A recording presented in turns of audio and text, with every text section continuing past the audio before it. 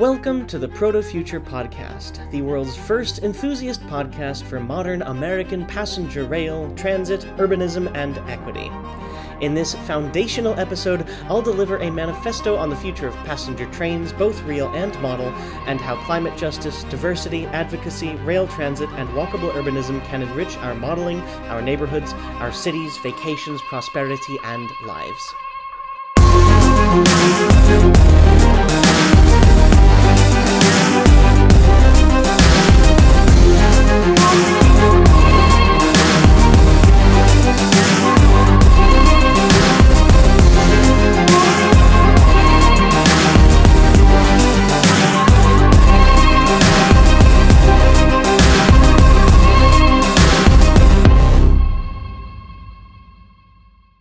To tell you what this podcast is about, I have to tell you why I'm here.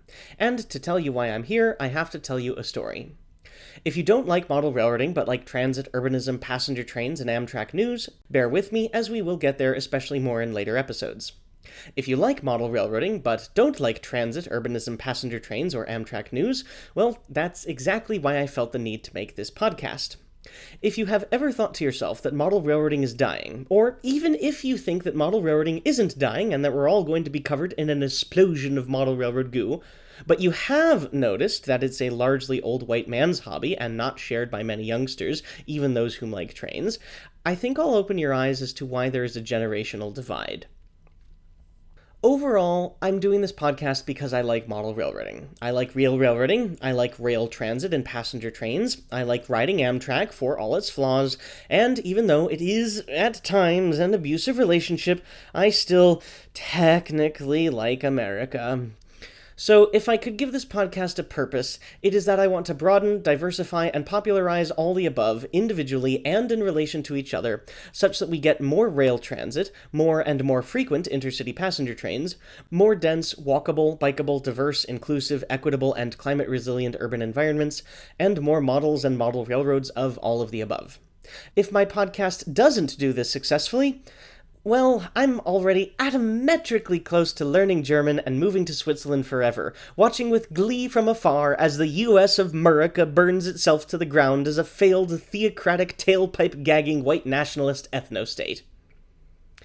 So, with the tone adequately set, where do we begin? I have always liked the theory of model railroading. How-to model-building articles always bored me. Anybody with enough time, patience, and resources could make an excellent craftsman structure. Other modeling hobbies directly relate to the minutiae of model building, the types of paint, glues, materials, techniques, but the thing that sets model railroading apart is the broader way in which these models are strung together. A model railroad with beautiful structures but nonsensical looping tracks isn't a model railroad, it's an animated diorama. But a model railroad with realistic track work but poor structures, a model railroad still is, albeit poorly modeled. Here, we care about the trains, and, a view shared by the foundational voices of the hobby, the model part of model railroading was always a means to an end. We are all railroad robber barons, just ones of teeny tiny purview. Model railroad theory thus invokes the track plans, the modeling subjects, the artistry of fitting a railroad into a space. Everyone in the hobby is familiar with this, at least on the smallest scale. We all know the arrangement, order, and number of tracks in a yard clearly defines how many trains can simultaneously operate without impeding each other. On the most fundamental and basic level, a yard without a yard lead requires a switcher to scuttle out of the way before another train can enter or leave the yard. But a yard with a yard lead and appropriately designed arrival and departure tracks allows the yard switcher to merrily switch away while the train can simultaneously enter or depart the A and D tracks. Zoom out a little bit further, and some people still get the idea. You still need to metacognitively find a way to fold and twist the layout through a room in order to get a peninsula, or tuck a helix out of the way, or put staging in a closet. Some braver few remember that this doesn't just apply to trains, and they use mirrors or forced perspective to faintly hint at a larger world beyond the edge of the layout. But far too many stumble here and go no further. Famous schools of the hobby maintain you needn't build the layout any wider than 8 inches between towns. While the urge to fit as much train in the basement is understandable, especially when space is at such a premium for this hobby above all others, the quest for train often comes at the expense of the quest for non-train. Zoom out to encompass the scope of the entire layout, and there's no hope left to be found. From what I have seen, there is very often very little thought about the subject of a model railroad more than, I'm modeling what I remember from my childhood, or I want to return to a simpler era. It is one thing for the individual modeler to be driven by nostalgia. It is another thing for almost the entire hobby to kowtow to this impulse. As both a lifelong model railroader and a zillennial, for the uninitiated, someone who is close enough to the cutoff between millennial and Gen Z, such as to be differentially categorized in both based on whom you asked, and someone who shares aspects of both, you have no idea how frustrating it is to see a majority of layouts in the hobby set between the 1940s and the 1980s. Yes, Steam trains this, and F units that. It is a compelling and dynamic time to model, I will admit, but the justifications given for this more often than not bleed into incurable nostalgia. Let me run through some common apologetics to demonstrate my point. Argument number 1, you get to run both steam trains and diesels. Wrong. Diesels were in production as far back as the 19-teens and popularized throughout the 1930s, and steam locomotives have been plying the high iron more or less since continuously through a variety of mainline excursion programs.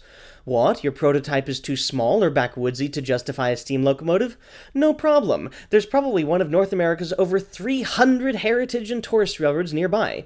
But do many people model a tourist railroad despite it being an integral part of the modern railroadscape? No, because why do something interesting and unique when you could model the transition era instead? Argument number 2. It was the heyday of small-town America. Nope. Small-town America was superseded in population by big-town America in 1920. The actual heyday of small-town America, according to the U.S. Census Bureau's own data, was the late 1800s. Since then, at no point has the small-town population outnumbered the city-dwelling population in all regions except the Southeast, and even there, not recently. Argument number 3. It was simpler back then. Only if you are white and male. The 1950s is almost universally demonstrable as a time of vicious racism and the 1980s homophobia. If you want to model that time for legitimate reasons, by all means do so. Just model it for what it was, and do justice to all those who actually lived at the time. Absolutely do not use it as an excuse in whitewashing the past to harken back to the, quote, good old days, unquote. If you've ever held that sentiment, I strongly recommend you analyze your friend group for homogeneity or literally anyone of color. Frankly, it drives me bonkers how many people model the quote-unquote golden age of the 1950s or their childhood of the 1970s and rationalize the inclusion of trains with these paper-thin justifications, rather than modeling the railroads out of a sense of honoring the trains for what they are and what they've done, then picking a time period conducive to that. So, why is all of this important? Why should you listen to my ranting and raving? Well, among other reasons, my views are held almost universally by peoples of my age, millennials and zoomers. Through advent of the internet, for all its faults and failures, we've been able to brute force an education of diversity, inclusivity, and pragmatism often denied to us by the overly politicized public school systems. Think about it. You always hear about young people coming out as either queer, trans, or progressive, often when it comes at risk of being disowned by their families. You almost never hear about a young person, specifically young, coming out as conservative and getting rejected from their family or friend groups. In my entire life, of every one I've ever known, ever heard of, ever encountered through the grapevine, news, or reblogs, I can think of one half example. If this was truly the result of woke brainwashing, you'd think that the brainwashing would be equally effective in both directions. But it isn't. The arc of history bends towards justice. Currently, though, the arcs of model railroading, rail fanning, and even the built environment lag behind the arc of justice. I'm living proof. Long ago, another modeler and myself were, quote, recommended elsewhere from a model railroad club for being the only openly queer members. I've seen an extremely accomplished female locomotive engineer have air brakes mansplained to her. And practically anybody can look at the hobby's near monoculture of whiteness and detect a problem somewhere in the mix.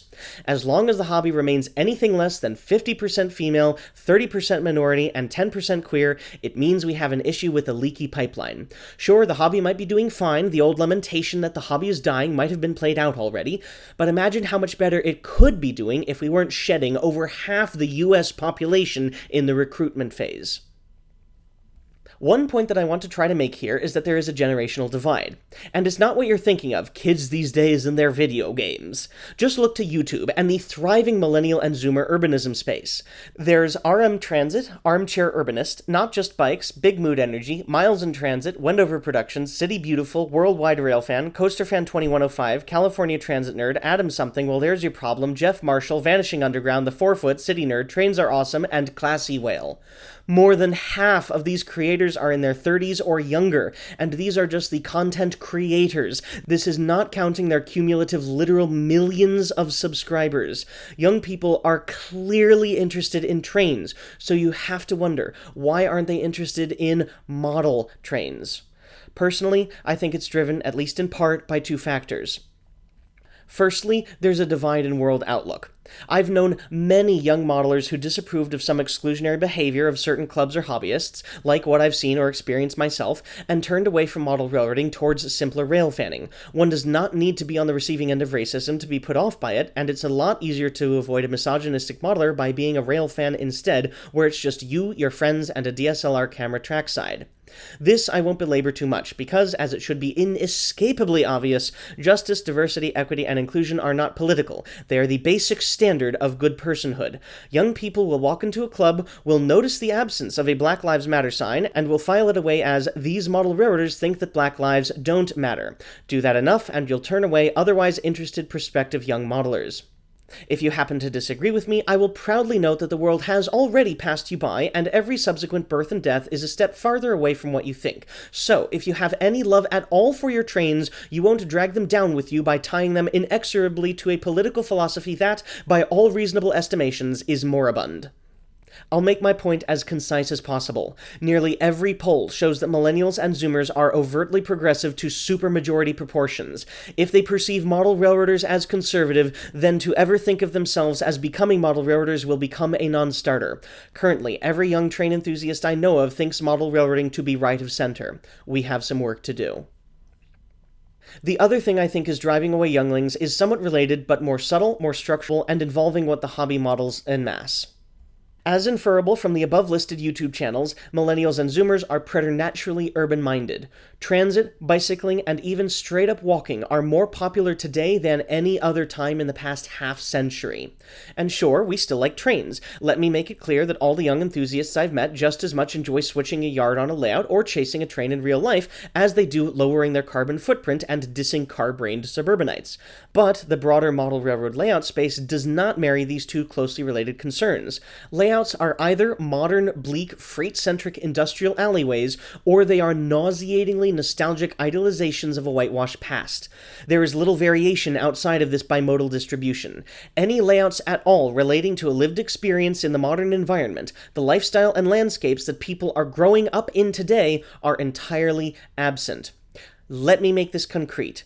By my calculations, there are 646 Siemens S70 light rail vehicles currently operating or on order in the United States, and this is just one light rail vehicle of many types manufactured and still running.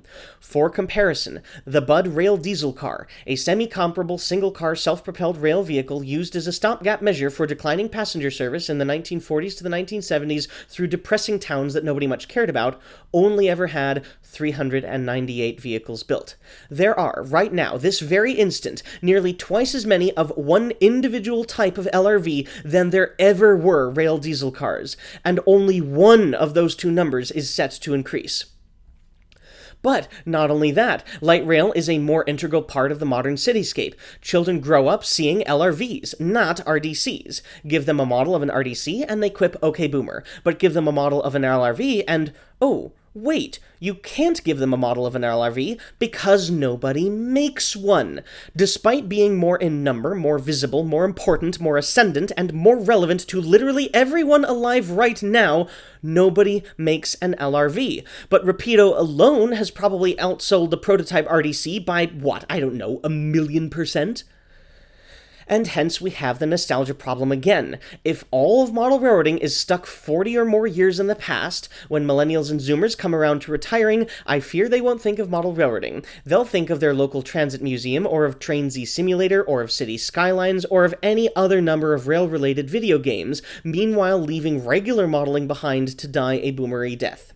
Contrary to older hobbyists' incessant bemoanment that kids these days don't see trains in their daily life anymore, I posit that there are real things running around over 6 cities in 27 states and provinces right now within view of the majority of Americans, and these are the things that young people see, are growing up with, and are riding.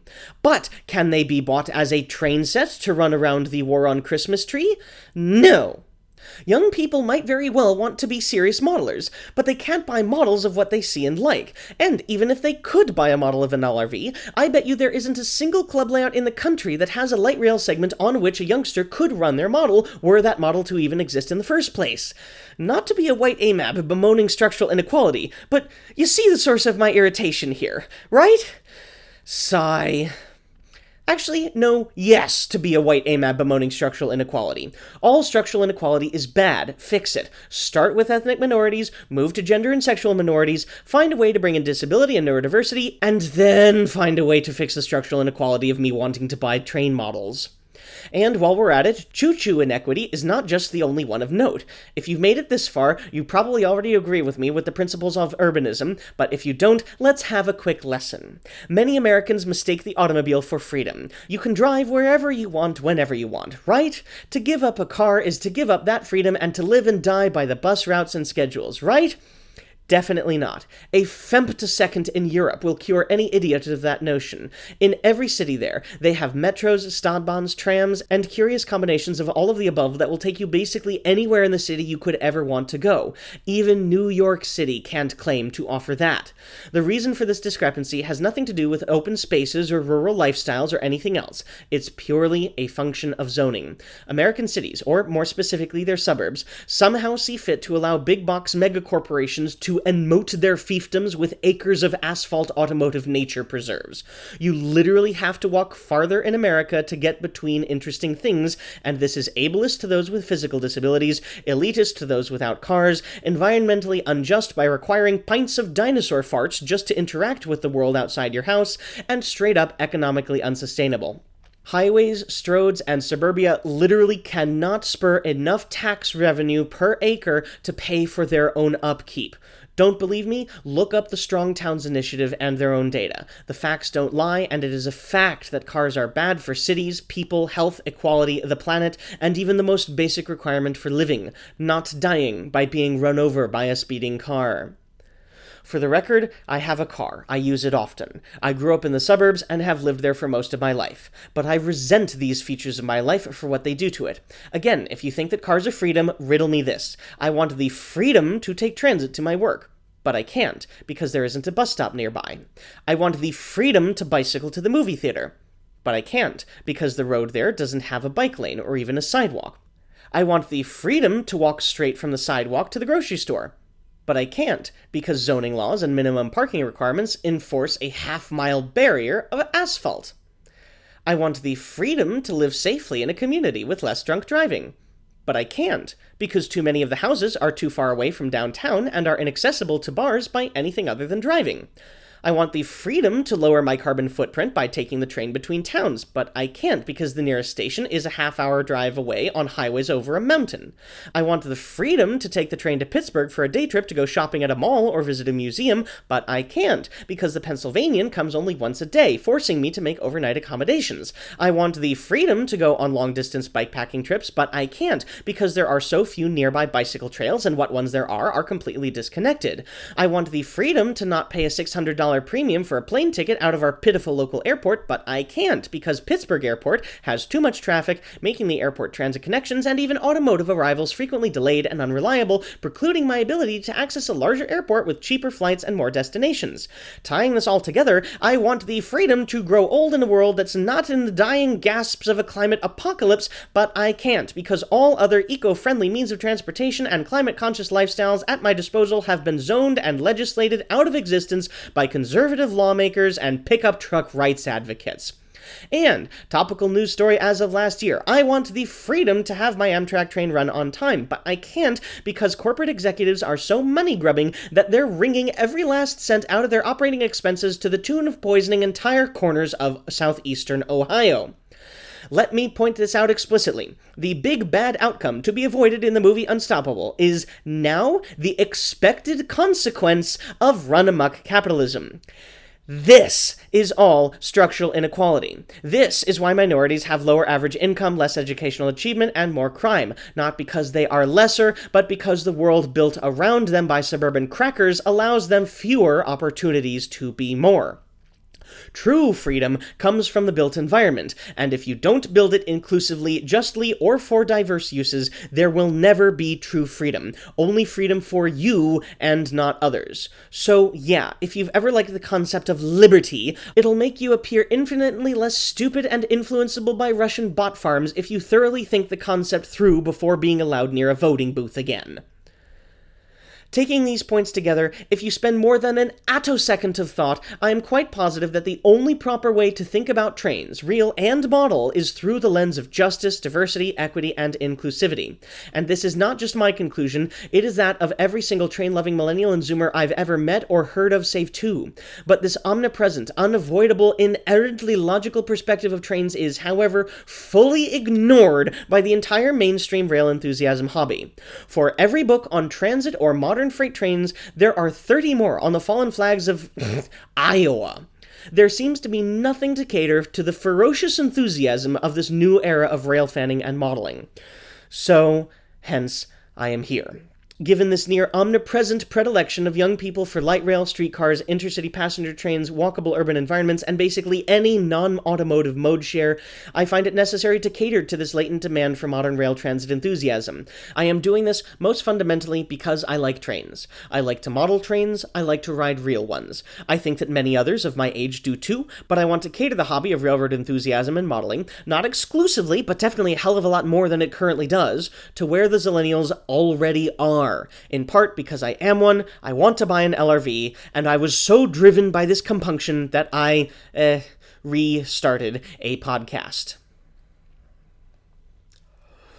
So, close rant, who am I, and what do I plan to do with this podcast? Starting with question 1, my name is G4, letter G, number 4, capitalized, no space or dash. I am currently a fifth-year graduate student in molecular and astrobiology at the wonderful Penn State University, a quasi-private Ivy League of go-fuck-yourself Duke quality. I am trans non-binary, pansexual, and ethically non-monogamous. I am, like I suspect, as are far more model railroaders than have ever been formally diagnosed, high-functioning autistic. I am most known for wearing near-exclusively vests, male leggings, toe shoes, hip bags, and gothic makeup in shades of blue or black. I, like many, if not most of my generation, am and always have been overtly supportive of JEDI, that is, justice, equity, diversity, and inclusivity, as well as climate justice, in all that I do. To that end, in this podcast, you will get a lot of hot takes, but if you wish to woo the younglings, you'll either power through them or reevaluate your priors. And, while we're on the subject, my right to be not dead supersedes your right to have a gun, so shove it up your tailpipe. As pertains to modeling, I've been an active model railroader since 2010, and I was previously, albeit retrospectively ineptly, involved in Ryan Anderson's model railcast endeavors, including making a cringy video spin-off at the ripe old age of negative something. More recently, the COVID project that really started this whole ordeal was a series of presentations I've given at several railroad conventions and NMRA events. Preeminently, they all cover the subject of modern transit, being light rail, streetcars, DMUs, and intercity rail corridors, each one centering around a different realization for how modern transit runs immediately adjacent to or is otherwise intimately entwined with things that people already model. I also run the other slightly less opinionated Beginner's Guide to Model Railroading podcast earlier and concurrently in the same RSS feed, findable at bgtmrring.org. A quote, fire hose of a podcast detailing all a beginner needs to know to build their first layout. As pertains to real trains, I've ridden over 26,000 kilometers on Amtrak on 17 different routes, many of which you'll likely hear about. I've also ridden every line of the New York subway system, Metro North and Long Island Railroad, Philly's streetcars and subways, Pittsburgh's light rail, Cleveland's RTA, Seattle's light rail, for now, and streetcars, Baltimore's light rail, Norfolk's Odd Little Tide, New Orleans' streetcars, and New Jersey Transit's 3 light rail systems, as well as most of their weekend operating rail routes, the notable exception being the Atlantic City line. I've ridden more than half of the DC subway, the Boston MBTA, and the Charlotte Lynx, and among other systems, I've made sizable pilgrimages to Portland, Vancouver, Atlanta, London, Montpellier, Zurich, Wien, Innsbruck, Firenze, and Milano. Further out than that, I've been to every single one of the 67 counties in Pennsylvania and to 49 states. So, look out, Oklahoma, I'm going to gay agenda you like you have no idea. Whoopsies, did that 6 weeks ago. So, yay, 50 states. And this means that, in sum, as far as I'm concerned, if I make a generalization about America, transit, or both with which you disagree, I bet you grandiose amounts of money or blowjobs that I'm right and you're wrong. As for this podcast, I have little, if any, idea where we'll go. I intended this for mostly as a podcast for enthusiasm of rail transit, not as with other transit or urbanism podcasts currently airing, which can be, to be polite, a bit dry. Notable exception to the Redline podcast. Y'all are awesome. This podcast is primarily for people who appreciate Amtrak, passenger trains, both long distance and short, light rail, streetcars, DMUs, bicycling, walkable urban environments, and taking away parking spots from SUVs so oversized it would be funny if they weren't so lethal to literally anyone other than their small dick energied occupants. There may or may not be model railroading-centric episodes, as a portion of this podcast's function will be to keep me accountable in my own modeling projects as I embark on partially demolishing my existing model railroad to make way for one depicting a near-future Amtrak corridor service and its interchange with long-distance trains, a DMU light rail transit system, a streetcar, and, depending on how many marbles I lose along the way, an operating multi-lane highway, in addition to obvious freight trains and industry spurs, maybe, if I feel like it. But I can also predict that this podcast will not be solely a modeling diary. There may be modern transit history vignettes, or explainers purely about some aspect of transit design. There may be trip reports where I take you along my most recent adventures on Amtrak transit systems or abroad. There may even be episodes devoid of trains entirely as I take you along a walking audit of a city I'm exploring or a bikepacking trip I'm taking. Basically, it will be whatever strikes my fancy, but always somehow related to urbanism or rail transit. I will, however, attempt to keep up with the news and offer my take on it. There may be episodes calling for action on a particular subject, or I could just ramble about vehicle design.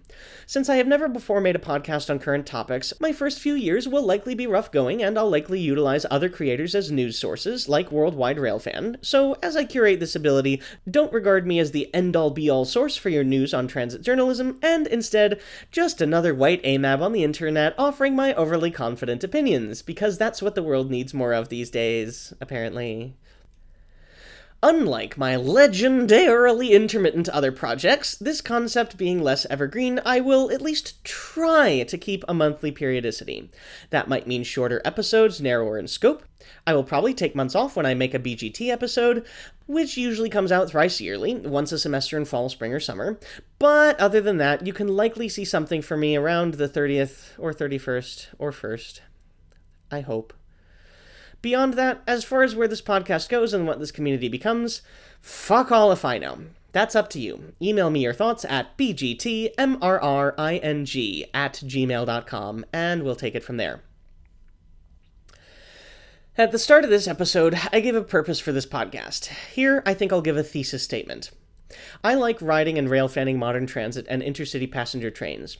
I like advocating for more walkable, climate-friendly, transit-centric communities, and I like model railroading. Traditionally, foaming over transit and Amtrak state-supported corridors is for youngsters, walkable cities are for nonprofit activism, and model railroading is for nostalgic boomers. I reject these arbitrary delineations. Why can't we do all of them at the same time? Railfan transit and advocate for more of it, bring modern walkability to model railroads, and buy models of modern transit. And furthermore, do all of this through the lens of Jedi. Because, frankly, all of these things relate to each other in real life, so why not incorporate them into our hobby pastimes as well? Nearly all of us believe and appreciate these things separately. Let's stop wasting our time code switching and get it all done in one go. Not to be too self-righteous, but I think I'm onto something that's never been done before. Let's see where this takes us.